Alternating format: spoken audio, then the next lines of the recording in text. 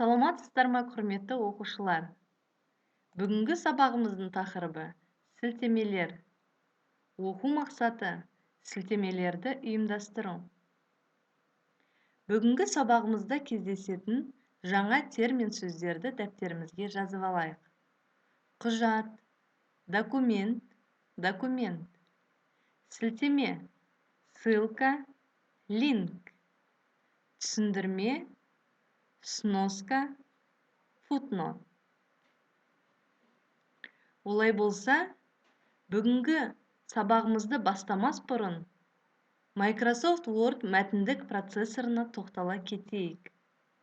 Microsoft Word бұл құжатты құру, қарап шығу, өзгерту және басып шығару үшін арналған Microsoft Office жүйесінің құрамына кіретін программа.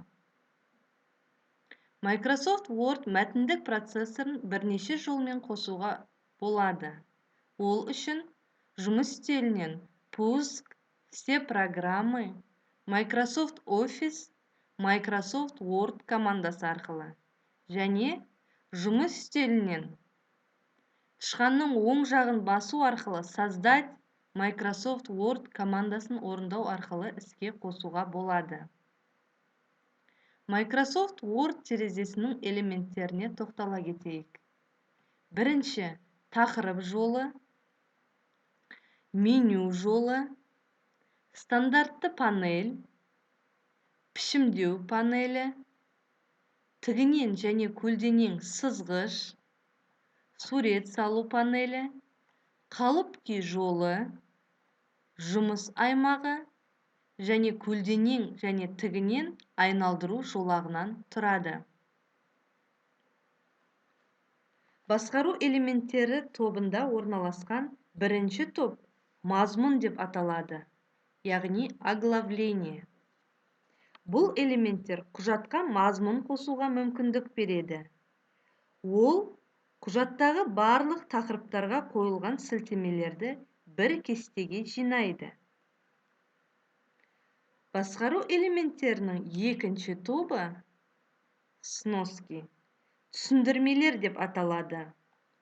Мұнда қарапайым және шеткі түсіндірмелерді қойып баптауға болады. Басқару элементтерінің келесі тобы сілтеме және әдебиеттер тізімі деп аталады.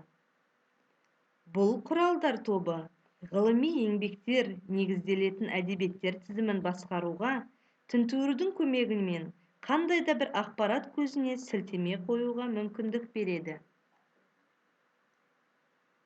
Түсіндірме бұл мақалаларды немесе түсініктемелерді жазған кезде қолданылатын негізгі мәтіннен тыс ақпарат көздеріне сілтеме. Түсіндірме екі бөлімнен тұрады: мәтіннен және сәйкес келетін сөзінің жанына қойылатын сан түріндегі сілтемелер. Мәтіннің орналасуына байланысты түсіндірмелер екі түрге бөлінеді: қарапайым және соңғы. Қарапайым мәтін орналасқан бетте болады, ал соңғы мәтін құжаттың, дәрістің тағы басқа соңында орналасады. Басқару элементтерінің келесі тобы сілтемелер дедік. Бұл құралдар тобы ғылыми еңбектер негізделетін әдебиеттер тізімін басқаруға тінтуірдің көмегімен қандай да бір ақпарат көзіне сілтеме қоюға мүмкіндік береді. Қазір практикалық жүзінде көрейік. Кез келген Word тақырыбын, документін ашып, кез келген бөлімді ерекшелеп алып, оған түсіндірме жасауға болады.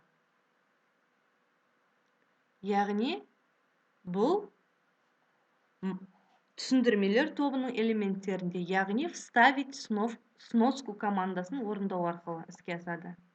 Міне мен бастым, 1 деп тұрды. Қазір көреміз. Білім алушылар дегеннің жоғарғы бөлігіне 1 саны қосылды. Бұл жерге біз оқушылар деп көрсетсек болады. Яғни мына сөзге түсіндірме бердік.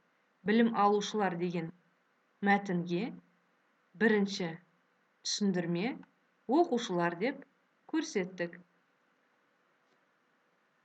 Енді келесі әрекетіміз тінтуірдің көмегімен қандай да бір ақпарат көзіне сілтеме қоюға мүмкіндік береді.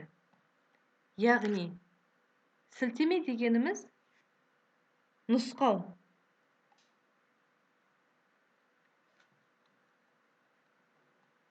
Кез келген қашықтықтан білім беру оқу процесіне деген сөзді мына жақтан мынаны сілтеме қай кезде қолданылады? Көбінесе сайт жасағанда программистер көп қолданады. Қазір мынаны копировать етеміз.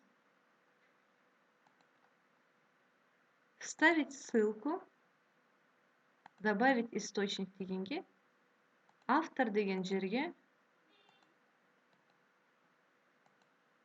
қоямыз. Окей.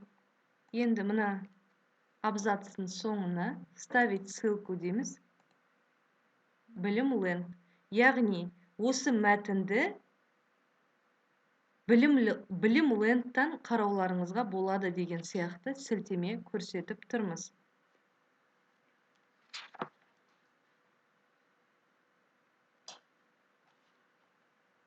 Келесіде өздеріңіз осыны практикалық жүзінде орындауларыңызға болады.